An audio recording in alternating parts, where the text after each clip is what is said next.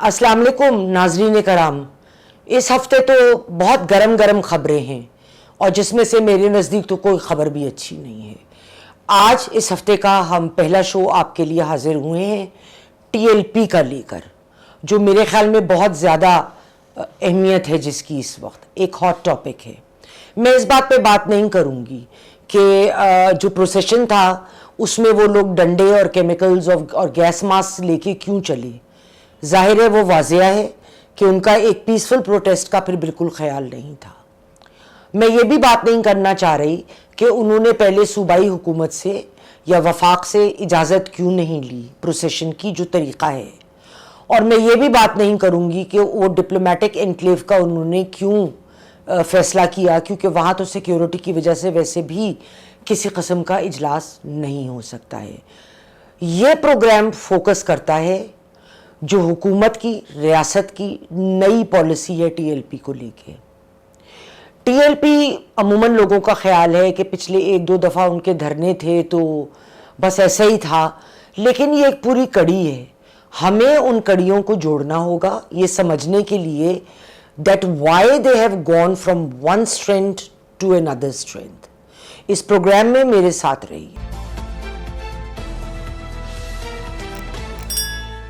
اگست 2015 ایک بریلوی کلرک خادم حسین رضوی نے تحریک لبیک پاکستان قائم کری. 2011 میں ممتاز قادری نے گورنر سلمان تاثیر کی جان لے لی. کیوں؟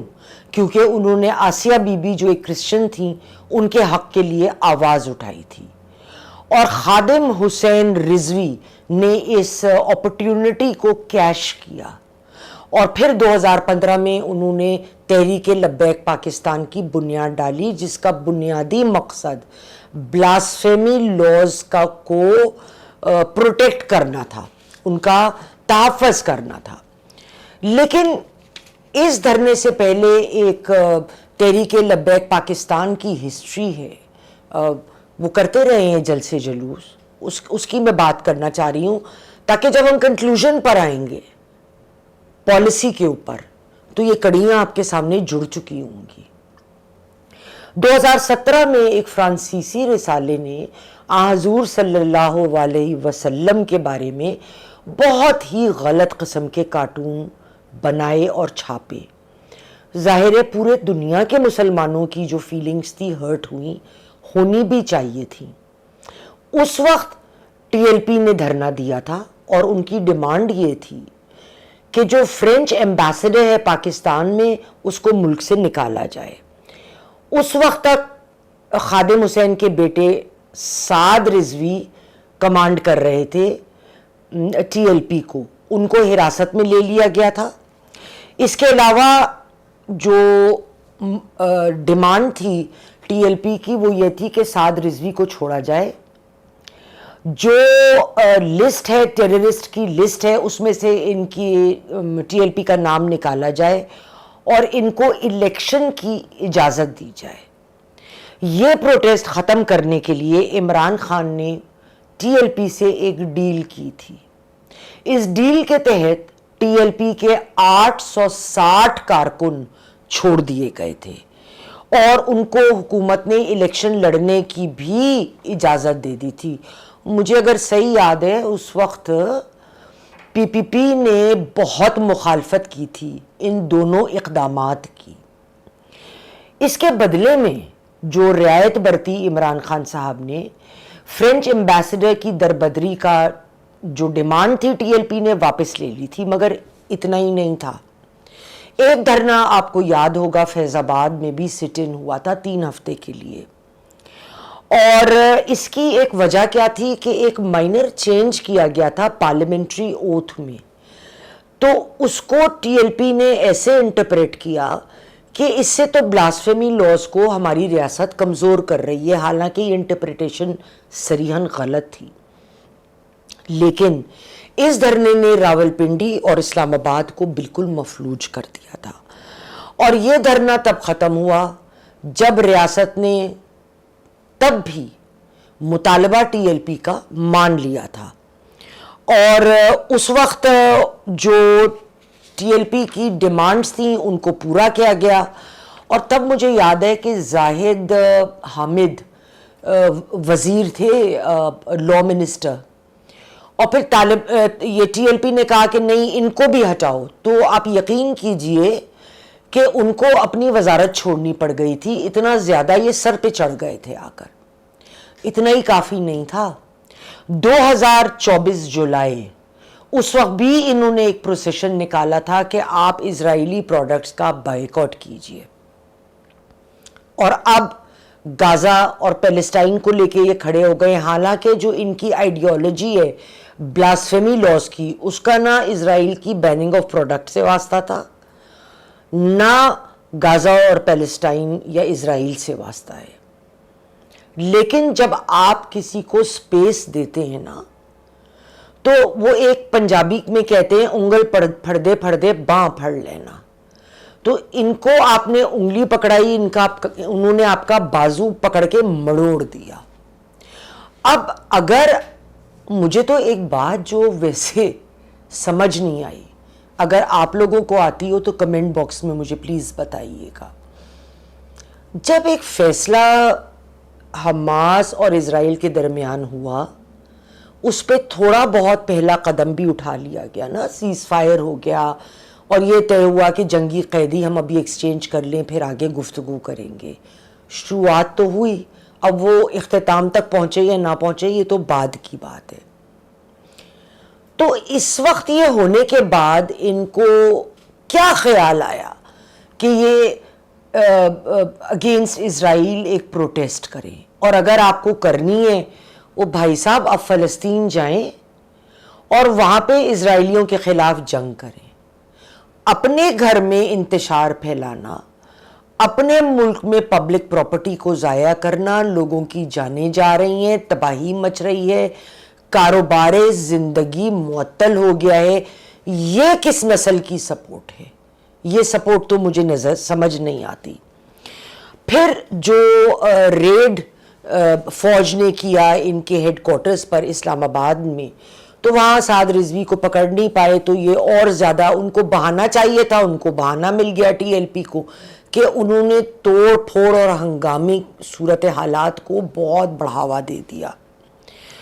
اس موقع پہ بین کی بات کرنا ضروری ہے کہ ان پہ بین لگایا گیا اور کیوں ہٹایا گیا. ٹی ایل پی کو پروسکرائبڈ آرگنائزیشن اپریل 2021 میں قرار دیا گیا تھا.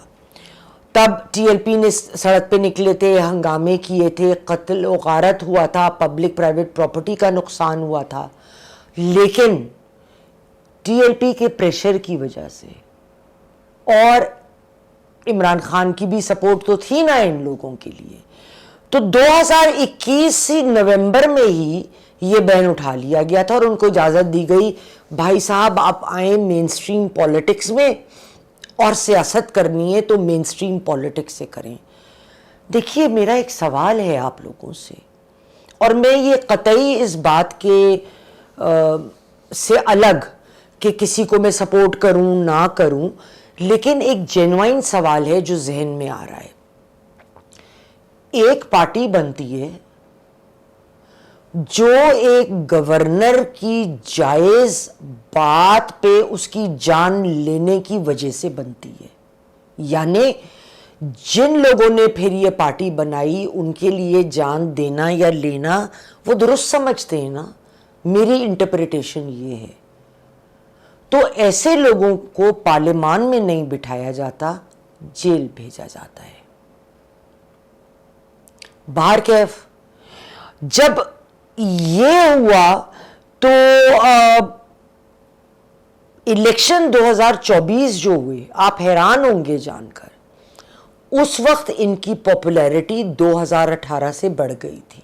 ان کا ووٹ کاؤنٹ بہت ہائی جا چکا تھا 2018 کے بعد, لیکن یہی کافی نہیں تھا. دیکھیں اس وقت سوال یہ ہے, ہم کنکلوژن پہ آتے ہیں. ہم ہمیشہ بطور ریاست ٹی ایل پی کے ساتھ میں تو کہوں گی نرمی کا برتاؤ رکھتے رہے ہیں. ہر بات صحیح یا غلط ان کی مانی گئی ہے، لیکن اس کا نتیجہ نہیں صحیح نکلا کوئی. انہوں نے اس کو ریاست کی ہمیشہ کمزوری سمجھا ہے. سمجھنا بھی چاہیے. جب آپ کے منہ پہ کوئی تھپڑ لگائے گا اور آپ اگلا گال سامنے کریں گے تو وہ ادھر بھی تھپڑ لگائے گا. بھائی وہ کیوں رکے؟ کوئی وجہ نہیں ہے. انلیس اس وقت ریاست بہت سخت اقدامات نہیں اٹھاتی ان لوگوں کے خلاف. کیونکہ آپ دیکھیے مریدکے میں کیا ہوا جہاں سے سعد رضوی کی گرفتاری ہوئی. سبزی منڈی کو آتش نظر کر دیا گیا، نظر آتش کر دیا گیا. لوگوں کے کاروبار تباہ ہو گئے، سڑکوں پہ آ گئے ہوں گے. اس میں ایک ایس ایچ او کی شہادت ہوئی، 48 لوگ ہرٹ ہوئے، 17 کو گولیاں لگی. 3 ٹی ایل پی پروٹیسٹرز مارے گئے، ایک راہ چلتے کو گولی لگی، وہ مر گیا، اور 8 سیویلینز کو چوٹیں لگی ہیں، چاہے گن سے یا ویسے ہرٹ ہوئے ہیں. بے حساب گاڑیاں پرائیویٹ اور پبلک جلا ڈالی گئیں. اگر آج ہماری ریاست ڈھکنا بند نہیں کرتی نا بوتل کو کا، آج کی ریاست اور کل کی ریاست میں فرق کیا ہے؟ فرق ہے جنرل عاصم منیر.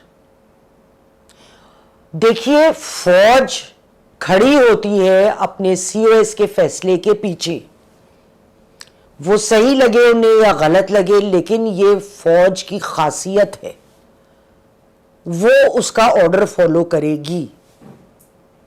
لیکن بارہا آئی ایس پی آر کا بیان آتا رہا ہے کہ جو شخص پاکستان کی طرف، اس کی سالمیت کی طرف نظر اٹھا کر دیکھے گا اندرون ملک یا بیرون ملک، اس کو منہ توڑ جواب دیا جائے گا. اور عاصم منیر کے بارے میں نے اپنے پچھلے ویلاگز میں بھی جو رائے دی تھی، میں نے بات کری تھی، وہ نو نونسنس آدمی ہے. وہ کھڑا ہوتا ہے، وہ فیس کرے گا، وہ چڑھ جائے گا اگلے پہ. تو اس کو انڈر ایسٹیمیٹ کیا انہوں نے کہ جیسے پہلے کے سی او ایسز ہمارے ایک وہ معاملے کو ختم کرتے تھے تو ابھی بھی یہ ہوگا. بھائی صاحب اب نہیں ہوگا. دیر آیت درست آیت. اگلے پروگرام تک خدا حافظ.